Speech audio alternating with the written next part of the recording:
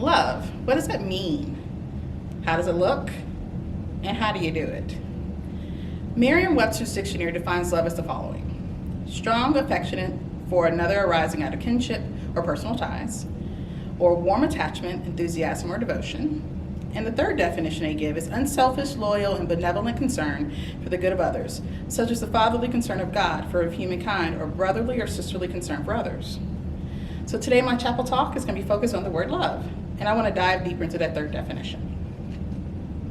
Yes, it is not Valentine's Day in February, or even the fall-winter experience of cuffing season. So why am I talking about love now? For those that observe Easter and Holy Week, you might know that today is Holy Thursday. According to the scriptures, today was the day of the Last Supper Jesus had with his disciples. This was a day that Jesus humbly washed their feet and gave of the bread and wine as an example of his body and blood. Following the Last Supper, after Judas's departure, Jesus spoke the following scripture, which is John 13:34. A new command I give you, love one another as I have loved you, so you must love one another. He commanded his disciples to love everyone no matter their circumstance, the same way he loved them. Despite the challenging day to come, Good Friday, Holy Thursday can serve as a reminder to us of this wonderful word, love. Jesus demonstrated his love for his disciples in greater humanity during these final hours he shared with them by breaking bread and washing feet.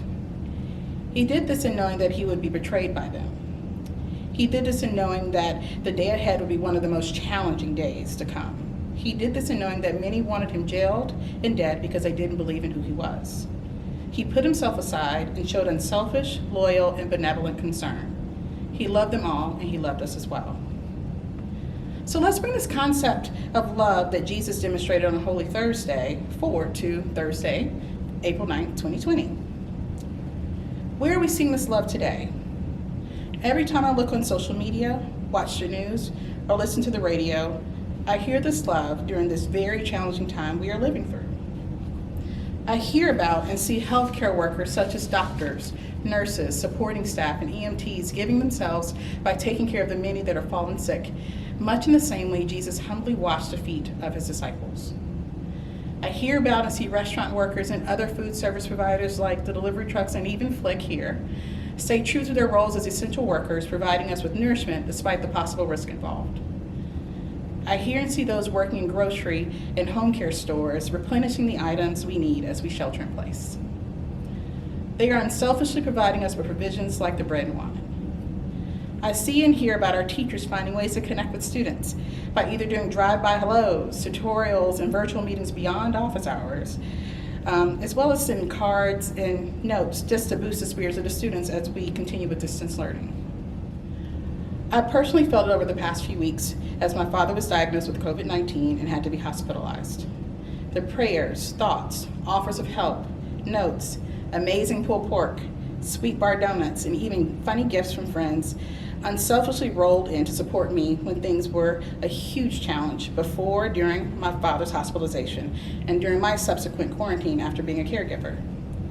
I must say the sweet bar donuts were just in time on a day I needed the most. So thank you for the sweet bar donuts.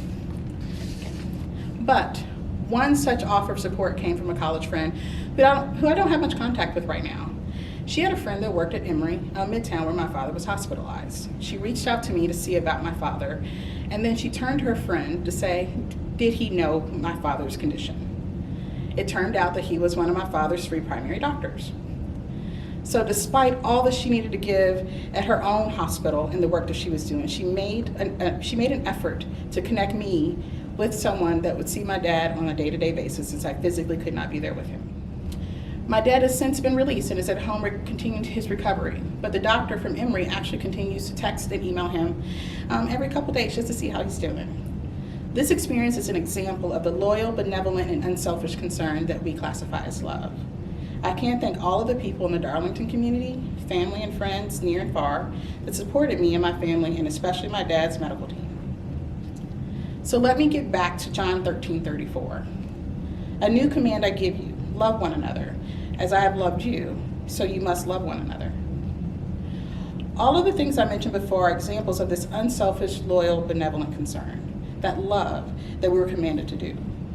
That love surrounds us now. That love is what's going to see us through and help us come back together to break bread, and for adults only, share wine. Students, you can share Coke. That love is what is going to get us through all of this. Now, moving forward, I hope you share the love in the ways that will help us all.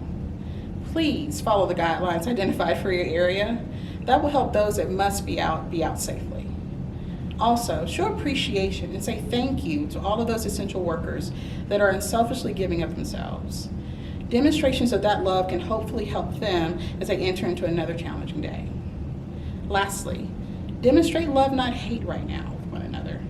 The blaming or pointing fingers is not love, and it isn't helping. So put that urge or activity aside so we can support one another. Much like we see in Jesus' experience, there is good and light that will come from the darkness. Going off of a phrase used in Atlanta often, we will rise up. You don't have to be a Falcons fan to understand that this is a good phrase to go by. We will in fact rise up after all of is said and done. Unfortunately, we will lose some and have lost some along the way. And when we do, we need to continue to show that same unselfish, loyal, benevolent concern, love for one another as we've been commanded to do.